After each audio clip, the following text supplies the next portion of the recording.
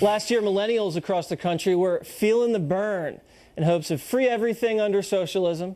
But do America's young people even know what socialism is? Our friends at Campus Reform went to the front lines to find out. How would you define socialism? I mean, honestly, that definition gets thrown around a lot. How would you view what socialism is, though?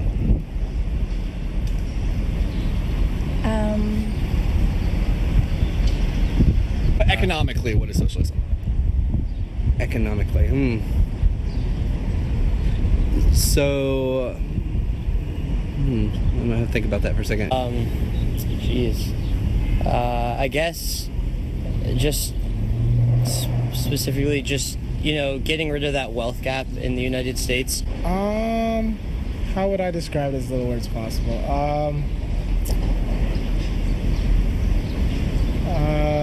How would you define socialism? I mean, it's definitely more of an open form of government, and it feels like a lot more accessible to a lot more people. And that's kind of how I see it, like being more accessible and more kind of like equal ground. Yeah. What does that mean necessarily, though? To be quite honest, I don't know. Is socialism a good thing or a bad thing? I mean, I think people kind of throw that word around to try to scare you. It could really benefit our country in the future. I think it's a good idea. Trying to spread the wealth is definitely a good thing in America, and it's definitely a thing that's needed. Joining me now, the man with the microphone, Campus Reform's media director, Cabot Phillips. Okay, Cabot, so they don't know what socialism is, but they love it. They do. This is concerning, and it's funny, but it's scary. Millennials are now the largest voting bloc in America. And they are. They're going to the polls. We're doomed. That's it. They're going to the polls with a completely warped view of what socialism is. And I think it's two main reasons that we're seeing this kind of thing where they love socialism without knowing. It's President Obama, who for 8 years made mainstream this concept of spreading the wealth, and he brought class warfare back. Yes, he did. And also, we've got liberal professors that are teaching a revisionist form of history, leaving out what socialism is actually totally indoctrinated.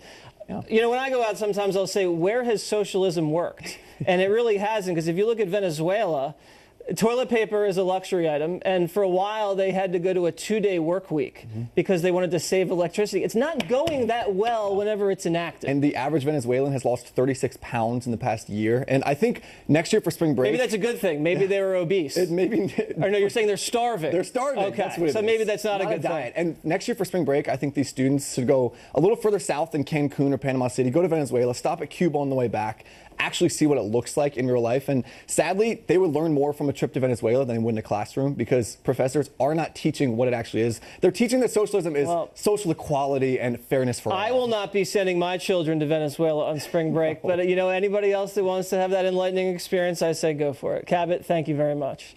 MSNBC trashing Ivanka Trump for wearing a pink dress at the G20. Would they have preferred a pantsuit? A feminist debate up next.